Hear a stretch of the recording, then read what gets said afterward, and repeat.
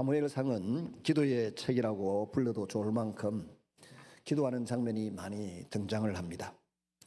한나의 기도에서부터 시작해서 사무엘의 중보 기도, 또 타락한 사울 임금의 기도, 다윗의 간절한 탄원 기도에 이르기까지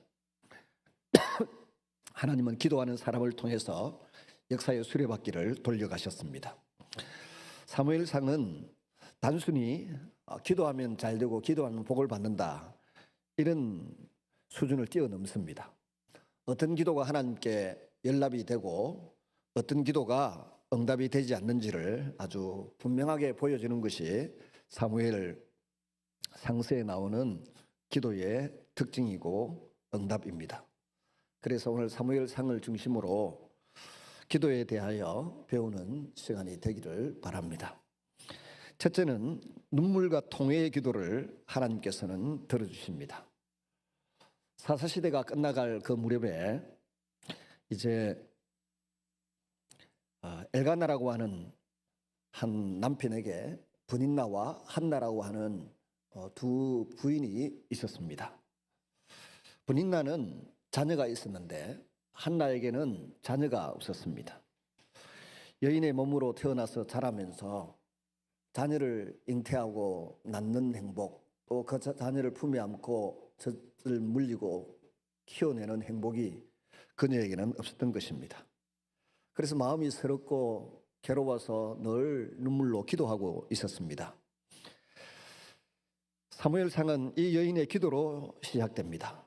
사무엘상 1장 10절에서 11절을 보시면 한나가 마음이 괴로워서 여호와께 기도하고 통곡하며 서원하여 그랬습니다. 한나는 자식이 없는 고통 속에서 하나님께 나아갔습니다. 당시 이스라엘 사회에서 자녀가 없다는 것은 큰 수치였습니다. 브닌나의 조롱은 한나의 마음을 더욱 무너뜨렸습니다. 그러나 한나는 사람과 싸우지 않았습니다. 남편에게 원망하지도 않았습니다. 하나님 앞으로 그저 나아갔습니다. 믿음의 사람의 특징은 바로 이와 같습니다. 세상 사람은 상처를 사람들에게 풀고 분노를 사람들에게 쏟아 놓습니다만은 하나님의 사람들은 힘들고 어려운 일이 있으면 그 문제를 가지고 하나님 앞에 나아가게 됩니다. 사무엘상 1장 15절 한나는 이렇게 고백을 합니다. 나는 마음이 슬픈 여자라. 한나의 기도는 형식적인 기도가 아니었습니다. 입술은 요란하게 움직였지만 소리는 바깥으로 한마디도 새어나오지 않았습니다. 간절히 기도하고 있었던 증거입니다. 하나님은 마음이 슬픈 이런 여인의 기도를 결코 외면치 아니하십니다. 사무엘상 1장 19절에서 20절에 보시면 여호와께서 그를 생각하신지라. 그렇게 기도하는 여인 한나를 하나님께서 생각하셨고 아이를 주셨고 그 아이의 이름이 사무엘입니다. 하나님께서 기억하셨다, 그런 뜻입니다. 사무엘은 한나가 드린 기도를 하나님께서 들으시고 잊지 아니하시고 기도 응답을 선물로 주신 자녀입니다. 오늘날 우리 가운데도 자녀들의 눈물의 기도로 잉태되고 태어난 자녀들이 있습니다. 그런 사람들의 기도는 가만히 보면 마음이 상한 기도이기도 합니다. 눈물의 기도이기도 합니다. 자기 욕심보다 하나님 앞에 엎드리는 기도입니다. 모든 아픔과 슬픔을 토로하는 기도입니다. 기도 응답으로 사무엘이 출생했고 그는 민족을 살리는 지도자였습니다. 또 신학교를 세워서 후배 선지자들을 양육하는 스승이기도 했습니다. 성령의 사람이었습니다. 우리의 기도도 그렇습니다. 가정의 기도가 교회를 살리고 교회의 기도가 나라를 살리고 온 국민의 기도가 온 세계를 번성케 하고 살리는 기도의 열매를 맺게 될 줄로 믿습니다. 두 번째는 서원하며 드리는 기도를 하나님이 기뻐하셨습니다. 한나는 단순히 아들을 달라고만 하지 않았습니다. 사무엘상 1장 11절을 보시면 주께서 주의 여종에게 아들을 주시면 내가 그의 평생을 여호와께 드리겠습니다. 이것은 기도의 중심 목적이 자기 자신이 아니라 물론 자신도 목적이지만 하나님께 드리겠습니다. 주님 기도 응답을 주시면 내가 쓰겠습니다. 내가 이렇게 하겠습니다가 아니라 주시면 하나님께 드리겠습니다. 기도 응답으로 아들을 주시면 하나님께 드리겠습니다. 이것은 그녀가 민수기 6장에 나오는 나실린의 서약을 알고 있다는 증거입니다. 그래서 우리의 기도는 성경 말씀을 잘 이해하고 알고 그 말씀에 의지해서 기도할 때 그 기도가 힘이 있습니다. 요한복음 15장 7절에도 너희가 내 안에 내 말이 너희 안에 거하면 무엇이든지 원하는 대로 구하라 그랬습니다. 말씀이 마음에 있고 말씀이 떠올라서 그걸 의지해서 기도할 때 하나님께서 들으시겠다, 이루어 주시겠다 그렇게 말씀하셨습니다. 한나는 바로 그런 기도의 대명사였습니다. 느헤미야의 기도도 그랬고 나중에 보면 다윗의 기도도 그랬습니다. 사람은 죽어도 기도는 살아남는다라고 어떤 목사님 말씀하셨죠. 정말 말씀을 마음에 품고 의지해서 근거해서 하나님 앞에 기도하고 도움을 요청할 때 주님은 들어주시는 줄로 믿습니다. 그래서 기도의 핵심은 내 뜻을 이루는 것이 아니라 하나님의 뜻에 내 마음을 두고 나를 드리는 것입니다. 하나님은 왜 한나의 기도에 응답하셨습니까? 목적이 하나님의 영광에 있었기 때문입니다. 당시 이스라엘은 영적으로 부패하고 타락했습니다. 엘리 제사장 가문은 무너지고 있었습니다. 하나님은 새로운 영적인 지도자가 필요하셨습니다. 하나님은 한나의 기도를 통해서 시대를 준비하셨습니다. 우리도 이렇게 기도해야 합니다. 하나님, 제 자녀를 하나님께 드리고 맡길 테니 잘 좀 양육하셔서 하나님의 일에 유익하게 써주십시오.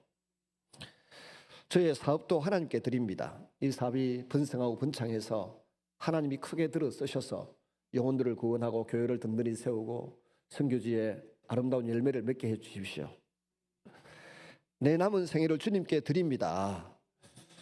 헌신 없는 기도는 자기 중심적인 기도가 되기 쉽습니다. 헌신하는 사람들을 통해서 주님은 나라를 확장해 가십니다. 며칠 전에도 보니까 우리가 TV를 요즘 볼 틈이 없잖아요. 이유는 스마트폰 보느라고. 근데 밥 먹는데 아내가 TV를 보면서 막 웃고 있더라고요. 그래 가만히 보니까 뚱뚱한 가나라고 하는 나라의 대사가 유재석 씨에게 불려 나와서 인터뷰를 하고 있더라. 옆에 보니까 아프리카 가나 옷을 입은 사람이 4-5명 앉아 있더라고요. 그래서 나는 뭐 아프리카 사람인가 했더니 어떤 분이 은혜를 받아서 아프리카 가나에 선교사로 갔습니다. 거기에 가서 아이를 낳고 길렀는데 그 아들 중에 하나가 한국에 있는 것을 거기에 가져가서 사업을 펼쳐서 크게 성공을 했는가 봐요.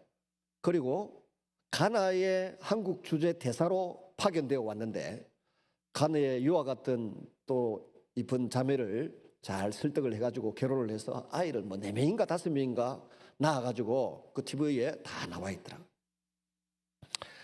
우리가 가나 하면은 축구할 때 가나 한번 이겨보는 게 소원인데 축구는 강국에 우리나라가 잘 못 이기더라고. 월드컵 이런 데서 보면 맨날 2대1 2대0 지고 이러던데 그 나라의 대사가 한국 사람이에요.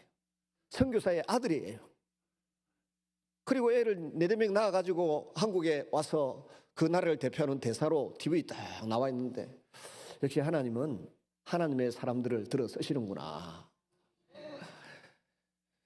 우리가 일생을 살고 생을 마감할 시점이 다가오면 정말 하나님 앞에 칭찬받을 만하고 인정받을 만한 뭔가가 있어야 되는데 그 선교사님과 그 아들 된 가나의 이제 대사가 된 그 친구와 그 부인 그 자녀들을 가만히 보니 참 부럽더군요.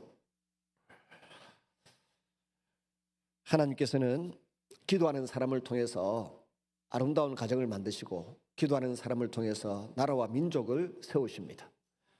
근데 기도도 말씀에 근거한 기도를 드릴 때 그 기도가 힘이 있고 응답이 됐고 영향력이 있는 줄로 믿습니다. 세 번째는 사무엘이 이제 드리는 회개와 중보 기도에 대해서 하나님이 응답하십니다. 이 사무엘이 드리는 회개와 중보 기도는 미스바 구국 기도 성회 이런 제목으로 요즘 우리나라에서도 많이 재현되고 있습니다. 블레셋 민족이 처음에는 아주 미약했지만 세월이 흘러감에 따라 한 400년 동안에 어마어마하게 많은 군사력과 경제력을 가지고 있고 철기 문화를 가지고 들어왔어요. 그래서 이스라엘 사람들은 청동기 문화이고 잘 이겨낼 수가 없었습니다. 늘 전쟁이 붙으면 졌습니다. 블레셋에게. 근데 군사력이 약하고 인구의 숫자가 적어서, 군인의 숫자가 적어서 진 게 아닙니다.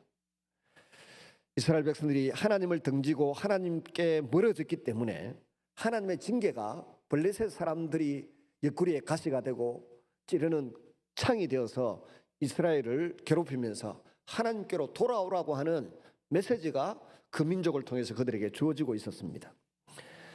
사무엘은 백성들에게 그런 이스라엘 백성들의 회개를 촉구합니다. 사무엘상 7장 3절에 보시면 너희가 전심으로 여호와께 돌아오려거든 미스바에 모여서 회개하고 금식하고 기도하자 그렇게 외쳤던 것입니다. 그리고 사무엘상 7장 5절에 보면 내가 너희를 위하여 여호와께 기도하리라. 사무엘은 미스바의 백성들을 모아놓고 중보기도를 합니다. 7장 9절에 보면 사무엘이 여호와께 부르짖음에 여호와께서 응답하셨더라. 하나님이 응답하셨습니다. 또 7장 10절에 보면 여호와께서 큰 우레를 바라여 블레셋 사람들을 어지럽게 하시니 이스라엘 사람들은 군대를 조직해서 맞짱 뜨고 싸우지를 않았습니다. 그냥 모여서 금식 기도하고 회개하고 구국 기도회를 하고 있는데 하나님이 하늘에서 번개와 우레를 내려보내셔서 그들의 판단력과 눈이 멀어지게 해서 서로 치고받고 싸우면서 죽어가는 것입니다. 뒤늦게 이스라엘 백성들이 군대를 조직해서 그들을 공격하고 추적해 가니까 지리멸렬 상태로 흩어지는 결과가 나타났습니다. 하나님이 직접 싸워주셨습니다. 이 기도의 응답은 회개가 있는 기도였습니다. 우상을 버렸고 금식함에 매달렸고 공동체적인 기도를 드리고 중보기도를 드리고 했을 때 기도 응답이 이루어졌습니다. 블레셋을 격파하고 잃었던 성읍을 회복합니다. 백성들에게 평안이 회복되었습니다. 회개 없는 기도는 능력이 약합니다. 그러나 죄를 내려놓고 하나님께로 돌아가는 기도는 하늘의 능력이 임합니다. 특별히 이웃을 사랑하며 드리는 이 기도를 하나님이 기뻐하십니다. 제가 오늘 교동문을 읽다가 여러분과 같이 교동문을 읽다가 깜짝 놀랐습니다. 계속해서 요즘 우리가 교회에 출입하고 신앙생활 하는 목적이 뭡니까? 천국 가야 되고 예수님 성품도 닮아야 되고 이 세상 사는 동안에 기도 응답을 받아야 행복한 그리스도인이 되는 거 아니겠습니까? 그래서 기도 응답에 대해서 왜 응답을 받지 못하는가, 어떻게 하면 응답 받는가, 이 부분을 고민하면서 말씀을 계속 전하고 있습니다. 오늘 오후에도 그렇고요. 근데 오늘 교동문 72번에 보니까 이사야 58장을 요약해서 실어 놓았습니다. 거기에 하나님이 기뻐하시는 금식이 기도 응답이 된다, 이런 사유를 쭉 설명하면서 기도 응답 받고 싶으면 어떻게 해야 되냐, 또 줄인 자에게 내 양식을 나누어 주고 유리하는 빈민을 집에 드리고 헐벗은 자를 보면 입히며 내 골육을 피하여 스스로 숨지 아니하는 것이 아니겠느냐. 우리 골육 친척이 힘들고 어렵다고 돈 좀 빌려달라고 찾아왔는데 만나기 싫고 바쁘다 핑계대고 피할 때가 들어있지 않습니까? 그렇게 하면, 다르게 표현하면 기도 응답이 안 된다는 겁니다. 그런데 그걸 잘 실천하면, 그리하면 내 빛이 새벽같이 비칠 것이며 내 치유가 급속할 것이고 이웃을 품고 사랑하고 내 골육 친척을 귀히 여기고 사랑하는 마음을 품고 기도할 때 기도 응답이 급속도로 이루어진다는 것입니다. 그런데 사실 우리는 우리의 본성이 반대로 하고 싶은 게 반대로. 골육 친척이 와서 아버지 어머니가 생활이 어렵다고 손을 내밀거나 전화하면 막 짜증나고 귀찮았잖아요. 근데 우리의 기도 응답의 비결이 그런 것을 기쁘게 받아들이고 내가 감당해야 될 의무를 다 감당할 때 주님께서 기뻐하신다는 것입니다. 가끔 제게 어려운 형편을 이야기하는 분들이 있습니다. 몸이 아프다, 그러면 즐겁게 쫓아가서 기도해 드리고 그래야 되는데 시간이 안 되는데 어떡하지? 이런 마음이 든다는 겁니다. 근데 하나님은 그런 마음을 품으면 기도 응답이 없다는 겁니다. 누가 아프고 힘들다고 제게 전화를 하거나 여러분에게 전화를 하면 그래 쫓아가서 위로도 해주고 기도도 해주고 커피도 사주고 밥도 사주고 그럴 때 기도 응답이 있다라고 성경은 가르쳐주고 있습니다. 그러므로 우리의 마음이 얼마나 넓어져야 되겠고 넓은 사랑을 품어야 되겠습니까?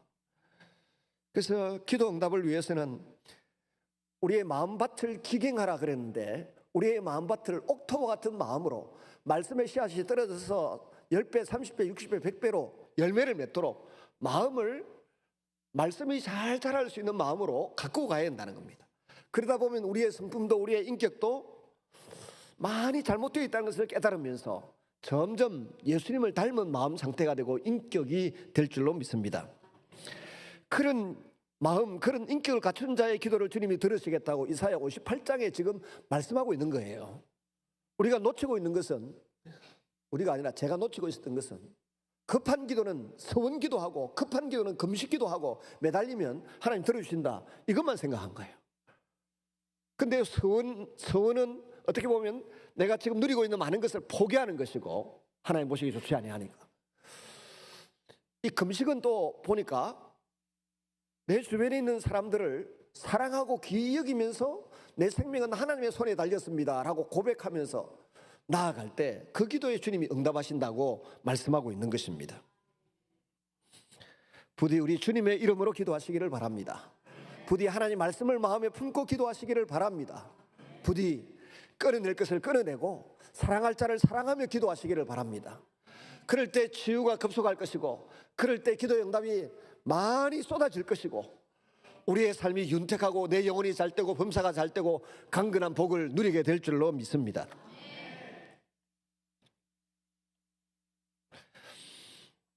네 번째는 순종 없는 기도는 응답이 되지 않습니다. 지금까지는 응답되는 기도를 말씀드렸는데 사울 임금이 드린 기도가 응답이 안 되었어요. 응답이 안 되는 이유가 뭡니까? 사울의 실패는 기도의 실패였습니다. 그도 하나님께 기도했습니다. 그러나 그의 삶에는 말씀에 대한 존중과 순종이 없었습니다. 사무엘상 15장 22절에 순종이 제사보다 낫고 사무엘 선지자를 통하여 사울 임금을 책망했습니다. 왜 책망받았습니까? 이스라엘 백성들이 애굽에서 탈출해 나올 때 긴 행렬이 200만 300만 되는데 뒷부분에는 노약자들이 있었습니다. 좀 몸이 병들고 나이가 들고 힘이 없고 해서 행렬 뒤에 처져 있는 후미진 지역에 있는 사람들도 하나님이 사랑하셨어요. 근데 그들을 공격한 족속이 있었는데 아말렉 족속이었어요. 모세는 산 중턱에 올라가서 기도하고 아론과 훌은 그 기도에 손이 내려오지 않도록 피곤치 않도록 팔을 붙잡아 주었고 나중에는 앉을 수 있는 반석까지 굴려서 앉아서 손을 들고 기도하도록 하셨습니다. 기도하면 기도의 손이 올라가면 아말렉과 이스라엘의 전쟁 가운데서 여호수아 군대가 이겼습니다. 기도를 포기하고 힘이 지쳐 내려오면 아군이 뒤로 밀리는 기이한 현상이 나타났습니다. 그 전쟁에서 승리하고 난 이후에 하나님께서 선포하십니다. 내 백성 이스라엘 노약자들, 어떻게 보면 낙오자들, 무리에 있는 이 사람들을 내가 사랑하는데 이들을 괴롭히고 이들을 약탈했던 아말렉 조성은 이스라엘의 영원한 원수, 하나님의 영원한 원수로 취급하겠다. 그들이 이 땅 위에서 생명의 씨앗이 다 없어질 때까지 원수로 삼겠다고 말씀하셨습니다. 그런 군대와 사무엘 시대에 이제 사울 임금과 이스라엘 군대가 전투가 붙었습니다. 넉넉히 사울의 군대가 승리하고 전리품을 획득했습니다. 다 생명 있는 것은, 호흡이 있는 것은 하나도 살려두지 말고 다 죽이라 그랬습니다. 그런데 사울 임금은 전쟁에서 승리한 개선 장군처럼 뭔가 뽐내고 자랑스러워하고 자기 명예를 높이고 싶은 마음이 간절했습니다. 사람이니까 누구든지 다 그런 욕망은 생기지 않겠습니까? 근데 하나님 원하시는 것은 하나님의 말씀을 따라 아말렉과 그 왕 아각 또 전리품 전부 다 없애는 거였습니다. 이 두 가지 속에서 갈등을 했겠죠. 갈등을 하다가 이 정도야 하면서 아주 살찐 소와 양과 염소는 앞세워서 끌고 오고 아말렉의 왕 아각도 살려서 앞장세워서 행진을 해왔습니다. 사무엘 선지자가 쳐다보고는 이 소 울음, 양 울음, 염소 새끼 울음 소리는 이게 뭡니까 이게? 하나님은 다 없애라고 했는데 왜 하나님 말씀께 불순종합니까? 항소로 잡아들이는 번제보다 중요한 것은 하나님 앞에 순종하는 것입니다. 불순종은 사신 우상에게, 죽은 우상에게 절하는 것하고 똑같은 죄입니다. 그러면서 하나님이 당신을 저울에 한번 달아봤는데 이 전쟁의 승리는 하나님이 당신에게 주신 승리이고 영광을 하나님께 돌리기를 원하는 마음으로 테스트하는 기회였는데 당신은 불합격했습니다. 하나님의 말씀을 버렸기 때문에 하나님께서도 당신을 버립니다. 더 이상 왕으로서의 제대로 된 역할을 감당하지 못하게 될 것이고 당신의 나라가 끝날 겁니다. 그리고 이제 새 나라는 하나님 마음에 합한 다른 사람에게 넘겨주게 될 것입니다. 이렇게 선포를 하셨습니다. 기도보다 중요한 것은 순종이었습니다. 아말렉을 진멸하라고 하는 명령에 부분적으로만 순종했습니다. 부분적으로 순종해도 승리는 주셨습니다. 하나님은 불순종하는 사람이 드리는 형식적인 기도를 기뻐하지 아니하십니다. 사무엘상 28장 6절에 보시면 사울이 여호와께 묻되 여호와께서 꿈으로도 우리므로도 선지자로도 대답하지 아니하시므로 불순종하는 사울 임금에게 대해서는 선지자들도 도와주지 못하고 꿈에도 하나님이 어떤 계시를 주시지 않고 말씀을 들어도 읽어도 이해가 안 되는 것입니다. 두려운 말씀이지요. 하나님은 침묵하시는 겁니다. 왜 응답하지 아니하십니까? 크고 작은 일에 지속적으로 불순종합니다. 교만을 내세웁니다. 회개 없는 삶을 살아갑니다. 하나님보다 자기 명예를 더 높였던 사울을 예면하셨던 하나님의 진노를 우리가 잊지 말아야 될 것입니다. 기도 많이 하는 것도 중요합니다. 더 중요한 것은 기도한 대로 사는 것입니다. 전에 한번 말씀드린 적이 있습니다. 구미에 제가 가본 우리 교단의 교회 중에 제일 모범적이고 좋아 보이는 교회가 있었습니다. 그 목사님이 가정교회를 하는데 한국에서 대표적인 가정교회를 잘하는 교회예요. 성도들이 한 2,000여 명 정도 되는데 하도 자기 교회 그 세미나에 한번 와달라 해서 그래서 알았던 그 정도로 소원이면 내가 갈게. 저보다 이제 2-3살 많으신 분이에요. 갔더니 자기 교회 교인들 중에 이제 그 세미나에 참석을 하면 목자들 집에서 일주일 내도록 숙식을 하게 해요. 그 자기 교회 목자들 가정에서 여러분 우리 목사님들 계신데 우리 교회 잘 된다고 목사님 부부 한 가정씩을 일주일 동안 먹고 입히고 재우고 하시라 그러면 여러분 하실 수 있는 손 한번 들어보세요. 한 가정 손들어요. 앞으로 저 집에 한 가정 보내요. 시골에서 온 힘들고 어려운 목사님 우리 심장로님 집에다 보내요. 장로님들은 다 손 드셔야지. 부인 근사님들이 손을 들어야지 뭐 장로님들이 무슨 힘이 있겠습니까 집에서. 근데 정말 그 가정은 그 교회 구미 남교회는 목자가 뭐 한 100명이 되는지 200명이 되는지 모르겠어요. 목사님들 가정을 일주일씩 그 집에 초청해서 세미나에 참석하게 하고 목장 예배를 드리는 것을 모델로 보여줘요. gem본으로 보여준다. 그 주일 예배 마치고 오후에 이제 졸업장 받고 이렇게 나오는데 아니 목사님 오라 해서 갔더니 어느 이제 장로님 댁에 제가 배정이 되었습니다. 장로님 댁에 배정이 되었는데 사람들이 보더니 목사님이 오늘은 보니까 제일 VIP인가 봐요 이러는 거예요. 그 교회 성도들이. 왜요 하니까 우리 구미 남교회에서 최고로 목장 교회를 잘하는 장로님 가정에 목사님 부부가 할당이 되었습니다. 그렇게 쏘고 지가 초대했으니까 뭐 그렇게 해야지 하고 갔습니다. 갔는데 일주일을 이제 그 집에서 먹고 자고 하고 하는데 그 부인 되는 분 근사님이 어느 날 이야기를 하더라고요. 은양읍교회 출신 이제 여청년이었죠. 그때 처녀 시절에 교회를 열심히 다니고 있는데 어떤 키가 멀때같이 큰 총각 하나가 와서 등록을 하고 교회를 다니더래요. 알고 보니까 본인을 타겟으로 해서 장가가려고 교회에 들어와서 위장 교인이 된 총각이었어요. 그러니까 말보이가 키도 멀때까지 그때 뭐 대학은 울산 공대를 나왔다 그러제, 또 은양의 그 평야지대에 땅이 뭐 수천 평 수만 평이 된다 그러제, 뭐 교회도 이제 나오제 됐다시피 결혼을 했는데 왼통 또 삼성전자에 다니고 있지. 결혼을 하고 난 뒤에부터 교회를 안 나오는 게 이 총각이, 이제 총각의 아저씨가. 그래서 할 수 있는 게 뭐겠습니까? 먹고 사는데 지장 없어요. 그날도 그때도 그렇다. 지금도 은양이 땅이 많대. 상속받은 땅. 그리고 삼성전자 베트남 핸드폰 사업부에 일하는 직원이, 그분 밑에 일하는 직원이 10만 명이래. 그래서 이 집사님이 새벽마다 교회 나가서 8년을 울었대. 8년을 남편 전도하려고. 남편도 키가 크고 본인도 키가 크고 다 두 분 다 뭐 남편도 한 180되고 부인도 170이 넘더라.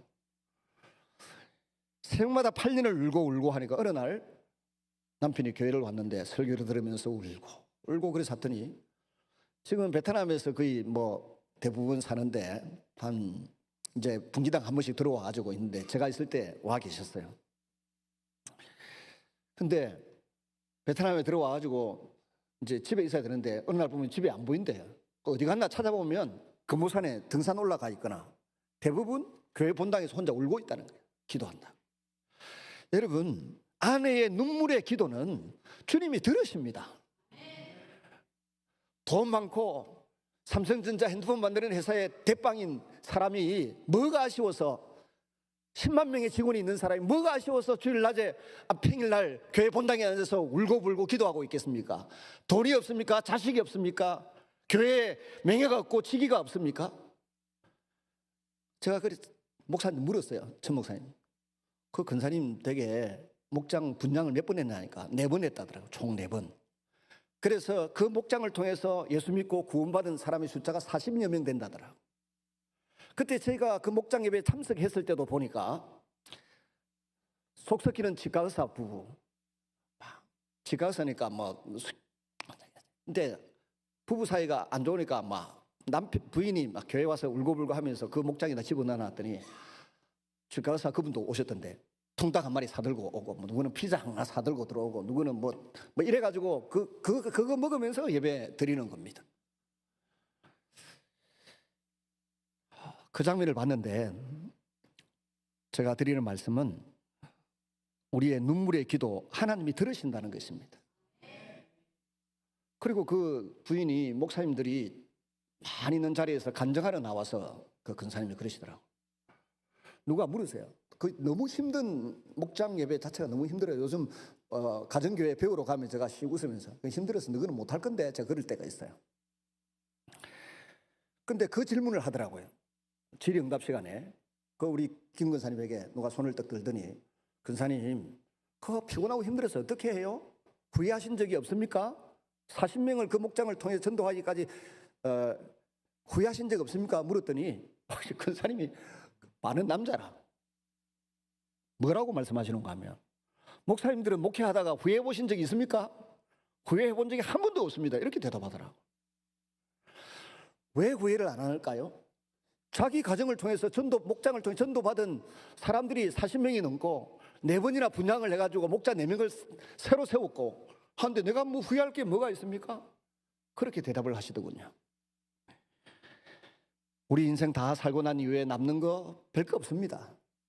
얼마나 많은 영혼을 하나님 앞에 구원해서 하나님 앞에 제물로 드렸는가.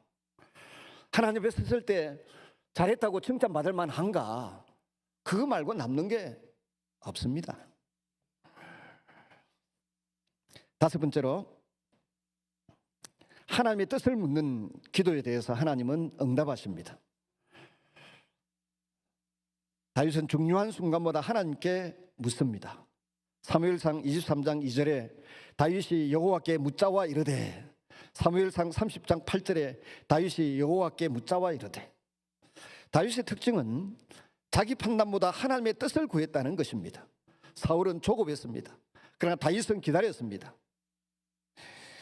하나님 앞에 기다리고 기다리면서 왕으로서 제대로 세워질 때까지 블레셋의 아기스 왕 밑에, 가드 왕 아기스 밑에 피신해 있었습니다. 그런데 어느 날 블레셋의 가드 왕 아기스가 이스라엘을 공격을 하기 시작합니다. 그러면서 전군 소집령을 내리니까 다윗도 그 수하에 있으니 군대를 이끌고 갔습니다. 갔는데 600명을 이끌고 갔는데 가드 왕 아기스 밑에 있던 그 부하 장수들이, 아니 임금님, 지금 이스라엘에 노래가 하나 있지 않습니까? 사울이 죽인 자는 천천히고 다윗이 죽인 자는 만만이라고 노래가 있는 그 주인공 야를 데리고 우리가 같이 동맹을 맺어가지고 연합군을 형성해서 전쟁하다가 뒤통수 치면 어떡하려고 그럽니까? 안 됩니다. 그래서 아기스 왕이, 나는 믿지만 우리 장수들이 이러니까 안 되겠다, 너는 이번에 쉬어라, 빠져라. 그래서 다윗이 너무 행복하고 기분이 좋아서 600명의 군대를 끌고 자기 주둔지였던 시글락으로 돌아왔습니다. 돌아와 보니까 불사 텐트는 다 무너졌고 자기 부인들과 가축들 다 어떤 아말렉인지 어떤 부대가 와서 다 끌고 가버리고 약탈당한 것입니다. 아무것도 남아있지 않습니다. 그때 그를 믿고 따르던 사울의 폭정 까닭에 빚지고 혼란당하고 원통한 사람들이 다윗에게 처음에는 400명, 나중에는 600명이 모여서 무리를 이루고 피신하고 있었는데, 그들이 전부 다 다윗 이놈 하면서 돌을 들어서 다윗을 쳐 죽이려고 합니다. 옛날 개역 성경에는 궁급한 때에 다윗이 여호와를 의지했다 되어 있는데, 지금은 아마 위기 때로 되어 있을 겁니다. 이 절체절명의 위기 때입니다. 돌을 들어서 다윗을 쳐 죽이려고 합니다. 네 믿고 우리가 왔는데 우리 처자가 다 약탈당했고 사로잡혀 갔는데 돌을 안 들고 싶은 사람이 어디 있겠습니까? 어떻게 하면 이 위기를 벗어날 수 있습니까? 자기 부하들, 동료들에게 돌에 맞아 죽을 위기 속에서 어떻게 하면 벗어날 수 있을까요? 우리가 예배 왜 드립니까? 다윗이 성경을 왜 읽었습니까? 다윗 머릿속에는 모세가 위기를 당할 때마다 했던 행동이 떠올랐을 것입니다. 노뱀을 당대에 높이 달아야 할 때도 이스라엘 백성들이 원망하고 돌을 들었습니다. 모세는 그때 무릎을 꿇고 간절히 기도함으로 하나님께 응답을 받아서 장대뱀을 높이 달아가지고 그걸 바라보는 사람들이 쳐다본 적 살더라, 그렇게 되어 있습니다. 다윗에게도 아마도 이때가 생각이 났을 것입니다. 그래서 다윗도 돌을 들어 치려고 하는 그 사람들 앞에서 하나님을 의지했다고 했습니다. 뭔 수로? 어떤 방식으로 하나님을 의지하는 모습을 보였을까요? 그 자리에서 무릎을 꿇고 하나님께 기도하는 모습을 보일 때 백성들이 멈칫하고 분노를 가라앉히고 기다립니다.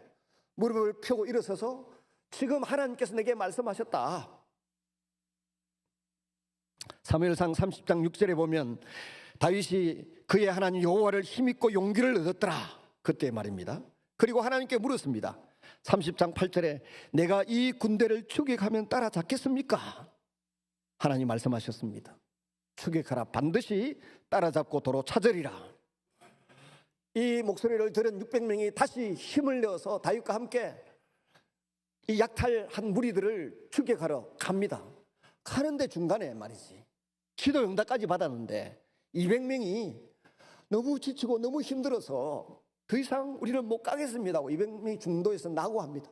너희는 여기서 쉬라 하고 힘이 남아있는 400명만 데리고 행군에서 추적해서 나아가는데 애굽 소년 하나가 거기에 길바닥에 쓰러져 있는 것을 보고 물을 먹여서 격려하면서 너는 어떻게 여기에 이렇게 쓰러져 누워 있느냐, 이렇게 저렇게 해서 더 이상 내가 용도 폐기 처분 당해서 여기에 나를 버리고 갔습니다. 그 사람들이 당신의 아내와 당신 백성들의 모든 것을 빼앗아서 도망가고 있는데 이 길로 해서 왔고 이 길로 가고 있을 겁니다. 다윗이 그대로 쫓아가는데 밤새 따라가면서 밤에 그들이 술 마시고 춤추고 승리의 기쁨에 도취되어 있을 그때의 기습 공격에서 그 모든 빼앗긴 아내와 소와 양과 모든 물건들을 되찾아 돌아옵니다. 다윗이 위기를 극복했던 순간은 기도하는 모습을 보이고 기도함으로 위기를 극복했습니다. 근데 승리 이유가 더 중요합니다. 승리하고 전리품을 가지고 돌아오는데 같이 끝까지 나아갔던 400명들이 말합니다. 나고자 200명이 있는 자리에 왔을 때 저 나고자들에게는 우리의 전리품을 나눠주지 말고 본인들의 처자식만 돌려주자, 이렇게 된 거예요. 다윗 중간에 딱 가로막았습니다. 기도하는 사람의 말에는 근위가 있고 신뢰도가 있습니다. 다윗이 말합니다. 이 승리가 어찌 우리의 힘과 우리의 칼과 창으로 얻은 것이냐, 하나님이 베풀어 주신 은혜인 줄로 믿습니다. 그러면 하나님 베풀으신 은혜를 우리가 함께 공유하는 것이 맞지 않습니까? 옳지 않습니까? 그러니까 그 비류들도, 불량한 군인들도 양심에 찔려서 맞다, 이건 하나님의 은혜이고 하나님 주신 승리고 기쁩니다. 그래서 낙오했던 200명에게도 동일하게 전리품을 나누는, 그야말로 평화로운, 찢어졌던, 둘로 나누어졌던 분위기가 하나로 화합하는 분위기로 전환되는 놀라운 은혜를 맛보게 되었습니다. 기도만 한 다윗이 아닙니다. 그 다음엔 또 하나님 주신 지혜로 전리품 중에서 중요한 것을 빼가지고 유다의 친구 되는 장로들에게 전부 선물을 보냅니다. 그 선물을 보내어서 그들의 한심을 넣습니다. 그것이 헤브론에서 유다 지파의 왕으로 등극하게 된 다윗의 배경 중에 한두 가지 중에 들어갈 것입니다. 기도하는 사람은 하나님이 분별력을 주십니다. 아이디어를 주시고 지혜를 주십니다. 기도하는 사람 말에는 영적인 근위와 힘이 붙어서 낙오했던 200명을 충분히 변호하고도 남는 힘이 다윗의 입에서 흘러나왔습니다. 그 처음에 나눠주기를 반대했던 400명 마음속에도 역시 우리의 리더다, 우리의 보스다, 우리의 임금이다. 이유는요, 내가 낙오되어도 우리 임금은 나를 버리지 않고 왕따시키지 않고 돌볼 분이다라고는 위로와 확신이 들지 않겠습니까? 저는 그 점이 중요하다고 생각합니다. 우리 성도들이 고달프고 힘들고 어려운 사람, 어찌 보면 여러 가지 수준에 못 미치는 사람을 귀하게 여기고 사랑하고 어여삐 여기면, 그를 불쌍히 여기고 위하여 기도하고 격려하고 축복하면 우리 모든 사람들이 같이 평화를 누리게 될 줄로 믿습니다. 나도 인생을 살아가다가, 내 자녀들도 인생을 살아가다가 어느 시점에 실패자가 될 수가 있고 병들 수도 있는데, 우리 교회 목회자와 우리 교회 장로님들과 권사님들과 성도들은 우리가 약하고 힘들고 지칠 때 우리를 포기하지 않고 붙들고 우리를 살려줄 것이라는 믿음이 일어날 줄로 믿습니다. 그게 복지국가이고 그 교회가 하나님의 백성의 공동체가 되는 줄로 믿습니다. 말씀을 맺으면 기도는 한 시대를 움직입니다. 사무엘상의 역사는 기도로 시작되었습니다. 한나의 눈물의 통곡 기도와 서원 기도가 사무엘을 낳게 했고, 사무엘의 어머니를 본받은 그 기도는 이스라엘 나라를 살려내는 귀한 일을 이루어내었습니다. 뿐만 아니라 사무엘이 한 일은 엄청 많습니다. 오늘 목장 지침서 제일 마지막에 보시면 사무엘 선지자가 한 시대를 경영할 수 있었던 최고의 무기가 무엇이었습니까? 첫째, 기도함으로 그의 말이 땅바닥에 하나도 떨어지지 않는 근위와 신뢰도가 있었습니다. 둘째는 라마 나요세 신학교를 세워서, 선지자 학교를 세워서 생도들을 교육했습니다. 그리고 세 번째, 순회에 신방하면서 백성들을 지도했습니다. 7장, 사무엘상 7장 제일 마지막을 보십시다. 15절을 이하.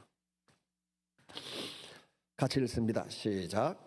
사무엘이 사는 날 동안에 이스라엘을 다스렸으되 해마다 베델과 길갈과 미스바로 순회하며 그 모든 곳에서 이스라엘을 다스렸고 라마로 돌아왔으니 이는 거기에 자기 집이 있음이니라. 거기서도 이스라엘을 다스렸으며 또 거기에 여호와를 위하여 제단을 쌓았더라. 이게 한국 교회의 전통으로 자리 잡아서 봄 중계 대신방, 가을 축의 대신방, 한국 교회가 목회자들의 대신방이 있었습니다. 그냥 있은 신방이 아닙니다. 제가 나이 22살에 기장에 대변교회라는 교회가, 대항교회라는 교회가 있습니다. 대변항이죠. 큰 해변이라면 대변인데 그게 한자를 잘 모르는 사람한테는 똥대변으로 자꾸 인식이 되어서 이름을 바꾸었어요. 대항교회로. 거기가 우리가 잘 아는 그 할렐루야 교회 김상분 목사님 모교회이기도 하고 외갓집 교회이기도 하고 그렇습니다. 그 예할아버지 장 무슨 집사님이 그 교회를 세웠더라고요. 근데 그 교회에 가서 제가 받은 은혜들이 참 많습니다만은 늘 떠오르는 이야기 중에 하나가 있습니다. 여씨 집안이 있는데 여자 말고 성씨가 제가 남가지 않습니까? 그게 저보다 한 해 밑에 여동현이라는 신학생이 있었어요. 그 우리 장로님 중에 한 분이 맨날 농담하기를 남전도사님은 왜 여전도사하고 맨날 동침을 합니까? 그 집에 가서 자고 나면 소문이 나면 꼭 남전도사하고 여전도사하고 동침한다고 놀리고 그러셨는데 그 여씨 집안에 갔더니 그 대한교회 지금은 장로님으로 수고하시는 그 형님이 그런 이야기를 하더라고요. 어머니와 아버지도 계셨는데 우리 교회 역사에 교수님이 거기에서 모교이기 때문에 좋은 목사님들이 많이 왔지만 한 번은 보니까 인물도 좀 그렇고 발음도 좀 시원찮은 목사님이 오셨는데 그분이 신방을 얼마나 열심히 다니는지 우리는 땅도 없고 배도 없어서 공장에 가서 일을 해야 되는데 그 송정에서 기장 쪽으로 가는데 보면 그 삼양라면 공장이 있어요. 그 삼양라면 공장에 출근해서 먹고 사는데 아침 6시에 밥을 먹고 출근해서 밤늦게 돌아오는 삶을 반복하는데 많은 목사님들 중에 그 김 목사님이 아침 6시 되면 우리 집에 자기 집에 신방을 왔다는 거예요. 어촌 교회이고 먹고 살기도 힘들고 가난한 교회에서 아마 끼니도 먹기가 힘들었을 때 그 이 김 목사님이 아침 6시에 신방 오면 자기 밥상에 6시에 같이 앉아서 밥을 먹고 교회로 돌아가고 또 신방하고 다니시고 전도하고 다니셨다는 거예요. 그래서 우리는 목사님이 아침 6시에 우리 집에 신방 오기를 기다리고 밥숟가락 한 개씩을 늘 더 준비했다고. 여러분 오늘날 한국 교회가 살만하고 먹을만한데 다 그런 목사님들의 아침 6시에 남의 집에 밥 얻어 먹어가면서 기도해주고 말씀 가르치는 그 결과로 오늘날에 한국 교회가 있다는 것을 여러분 기억하시기를 바랍니다. 오늘날 우리는 게을러서 신방도 안 받으려고 그러고 목사도 게을러서 신방 중계 저도 처음 와서는 2번이나 하던 것 10년이나 안 하고 지냈지 않습니까? 근데 오늘 본문을 보십시오. 사무엘하 7장 25절 이하에 이리저리 다니면서 성도들을 말씀을 가르치고 말씀으로 인도하고 기도하고 키워낸 사무엘 선지자가 신학교까지 세워서 나라의 지도자도 세우고 후임 선지자들도 세워내고 하는 그 장면을 보십시오. 우리는 믿음의 선배들이 걸어갔던 그 길을 공기를 호흡하고 물을 마시듯 그대로 따박따박 걸어가는 가운데 우리 인생에 성공이 있고 승리가 있는 줄로 믿습니다. 사무엘상은 우리에게 이런 말씀을 가르칩니다. 하나님이 응답하시는 기도는 눈물과 통곡으로 드리는 기도였다. 서원하고 하나님께 드리는 헌신의 기도였다. 회개하는 기도였고 나라를 위한 중보 기도가 응답을 받았습니다. 하나님의 뜻을 묻고 자기 뜻을 포기하는 다윗의 기도가 응답을 받았습니다. 그러나 사울 임금은 하나님을 외면하고 자기 명예를 높이고 불순종하는 사람의 기도였는데 듣지 않았습니다. 꿈으로도 우림으로도 둠빔으로도 선지자로도 말씀을 주지 않았습니다. 해계 없는 자기 중심적인 기도였기 때문입니다. 기도는 하나님을 움직이는 능력이 아닙니다. 기도는 하나님과 동행하게 만드는 은혜가 있는 방편입니다. 기도하는 사람을 하나님은 사용하십니다. 기도하는 가정을 하나님이 붙드십니다. 기도하는 교회를 하나님은 살리십니다. 오늘 우리도 한나처럼 울고 통곡하고 때로는 서운하고 사무엘처럼 중보하면서 다윗처럼 하나님의 뜻을 물어가면서 남은 인생을 승리하는 인생으로 엮어가시는 여러분 되시길 주의 이름으로 축원합니다. 같이 한번 우리 기도하십시다. 주님, 우리 교회가 사람은 죽어도 기도는 살아있는 교회가 되게 해 주십시오. 같이 한번 주여 한번 부르짖고 기도합니다. 주여, 아버지 하나님, 우리의 마음에 예수의 마음으로 채워주시옵소서. 예수님의 사랑으로 채워주옵소서. 기도하면 구하면 하나님 기뻐하시고 응답하는 기도를 드리는 우리 사랑열매교회 성도들이 되게 하여 주시옵소서. 물질이 있어도 기도하고 없어도 기도하고 건강해도 기도하고 가난해도 기도하고 병들어도 기도하고 주님 앞에 매달려 기도함으로 응답받는 하나님의 자녀가 되게 하여 주옵소서.